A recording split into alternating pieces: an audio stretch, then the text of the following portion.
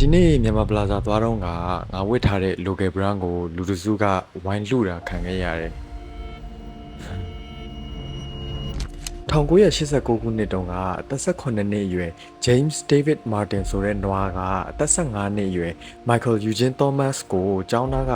တောအုပ်ထဲမှာလဲပြီးညှစ်တက်ပြီးတော့သူ့ရဲ့အသက်ဆက်ဆက်အဲဂျော်ဒန်ဖနက်ကိုယူသွားခဲ့တယ်။ Nike ဖနက်တွေကိုတင်လာတဲ့ရထားတွေမှာအခိုးခံရမှုနဲ့ပတ်သက်ပြီးတော့ Cool Kicks ဆိုင်ပိုင်ရှင် Adil Shams ကို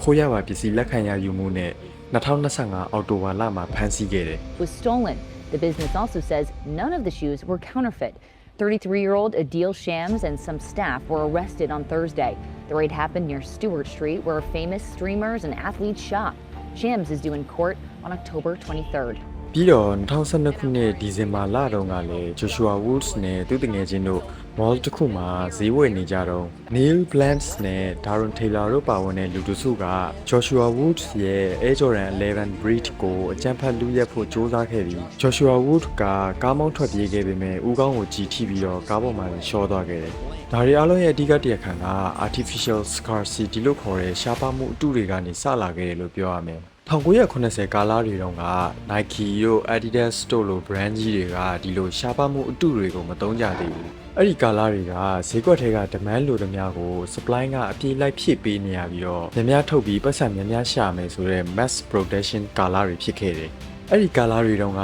မြေငဲ့ကြားခဲ့ရတဲ့ sold out ဆိုတဲ့စကားလုံးတွေကတမင်လို့ယူဖန်တီးမှုကြောင့်ဖြစ်ပေါ်လာတဲ့စကားလုံးတွေမဟုတ်ဘဲနဲ့ဈေးကွက်ထဲက demand ကို supply ကလိုက်လို့မမီတော့လို့ဖြစ်ပေါ်လာတဲ့တဘာဝရှားပါမှု natural scarcity တခုသာဖြစ်ခဲ့တယ်1980လောက်ကိုရောက်တော့ရေလိုင်းစီးရတာကိုကြိုက်တဲ့ Shams Stussy ဆိုတဲ့ဘဲကလိုင်းစီးတဲ့ board လေးတွေပေါ်မှာသူ့လက်မှတ်လေးတွေကိုဆွဲပြီးရောင်းချခဲ့တယ်။သူထုတ်တဲ့ board quality လေးတွေကကောင်းတော့တဖြည်းဖြည်းနာမည်စားရလာခဲ့တယ်။နောက်တော့ t-shirt လေးတွေပေါ်မှာပါသူ့လက်မှတ်လေးတွေကို screen print လုပ်ပြီးတော့ရောင်းချလာခဲ့တယ်။ငွေကြေးမလုံလောက်တာကြောင့်သူတက်နိုင်တဲ့လောက်လေးပဲအရေးအတွက်နည်းနည်းလေးပဲထုတ်နိုင်ခဲ့တယ်။အစပိုင်းမှာတော့ဒီအင်ကြီးတွေကိုလိုင်းစီးတဲ့အဝတ်အစားဒါမှမဟုတ်ပုံရောင်းတဲ့ဆိုင်ကရောင်းတဲ့အင်ကြီးဆိုပြီး software အဖြစ်သာမြင်ခဲ့ကြတယ်။ဥပမာရွှေဆိုင်ကပေးတဲ့အင်ကြီးတို့ပကံရောက်အမှတ်တရအင်ကြီးတို့အဲ့လိုအင်ကြီးတွေကိုမြင်တဲ့အတိုင်းပဲမြင်ခဲ့ကြတယ်ပေါ့။1980အနောက်ပိုင်းလောက်ကိုရောက်တော့ Hiroshi Fujiwara ဆိုတဲ့ဘဲကအမေရိကန်နိုင်ငံရဲ့ hip hop culture, street culture တွေကိုတိုကျိုမြို့စီကိုတည်လာခဲ့တယ်။1990ကိုရောက်တော့ဒီဘဲက Good Enough ဆိုတဲ့ brand ကိုတည်ထောင်လိုက်တယ်။သူဖွင့်ထားတဲ့ Store Robot ဆိုတဲ့ဆိုင်လေးမှာပဲရောင်းချခဲ့တယ်1993ကိုရောက်တော့ Nigo က Nowhere ဆိုတဲ့ဆိုင်လေးကိုဖွင့်ပြီးတော့သူ့ရဲ့ကိုယ်ပိုင် brand Abachen 8ကိုစတင်တည်ထောင်ခဲ့တယ် Nowhere ဆိုတဲ့ဆိုင်လေးမှာ Good Enough Abachen 8နဲ့ Undercover တို့ရဲ့ items တွေကိုရောင်းချခဲ့ကြတယ်ငွေကြေးမတက်နိုင်လို့ဆိုတာထက်ဒီပစ္စည်းတွေကို mass production လိုမျိုးအရေးအတွက်အများကြီးထုတ်ဖို့လည်းအစီအစဉ်မရှိခဲ့ကြဘူးဘာလို့လဲဆိုတော့ရှေ့မှာ Shams Stussy ချခဲ့တဲ့အရေးအတွက်နေတဲ့မျိုးစေ့ကဘယ်လောက်တောင်ကြိုးတက်ရောက်မှုရှိလဲဆိုတာကိုသူတို့မြင်ခဲ့ပြီး1994ကိုရောက်တော့ Supreme ဆိုတဲ့ brand မှာထပ်ပေါ်လာခဲ့တယ်သူတို့ကဈေးကွက်ကိုဘယ်တော့မှအဝမကျွေးခဲ့ဘူးအစာပြေုံလောက်လေးပဲကျွေးပြီးဈေးကွက်ကိုအမြဲစာလောင်နေအောင်ထားပြီးတော့ hype ဆိုတဲ့အရာကိုဖန်တီးခဲ့ကြတယ်ဒီ psychology ကစားပွဲမှာတားကောင်ဖြစ်သွားကြတဲ့သူတွေကိုတော့ hype beast တွေလို့ခေါ်တယ် I've been here since morning. I'm trying to get the box logo, but I didn't get any chance.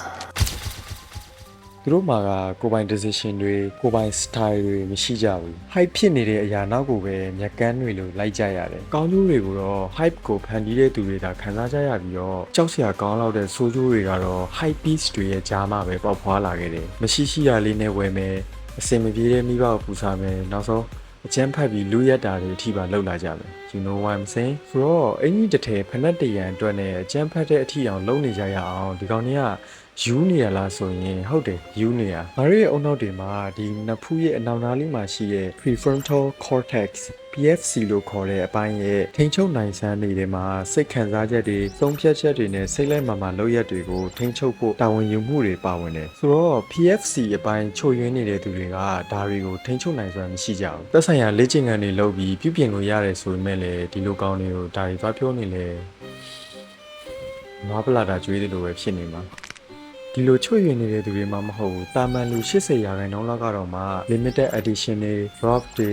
fear of missing out ဆိုတဲ့ FOMO တွေကိုခံနိုင်ရမရှိကြပဲ hype beast တွေဖြစ်လာကြရတယ်ဒီအကျန်းဖတ်တာတွေနဲ့ပတ်သက်ပြီး1990တုန်းက Sport Illustrated magazine က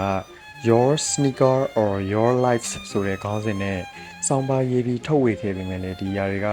ပျောက်ပြတ်မသွားပဲအခုချိန်ထိရှိနေသေးပဲပေါ့ဆိုတော့ဒီຢာတွေကခုနောက်ပိုင်းမြန်မာနိုင်ငံမှာလည်းရှိနေပြီလို့ကြားမိတယ်တကယ်ဟုတ်လားမဟုတ်လားတော့မသိဘူးလက်တွေ့ကြုံခဲ့ဘူးတဲ့သူရှိရင်လည်းလူတွေကိုသိသွားအောင် comment မှာ experience sharing လုပ်ခဲ့လို့ရတယ်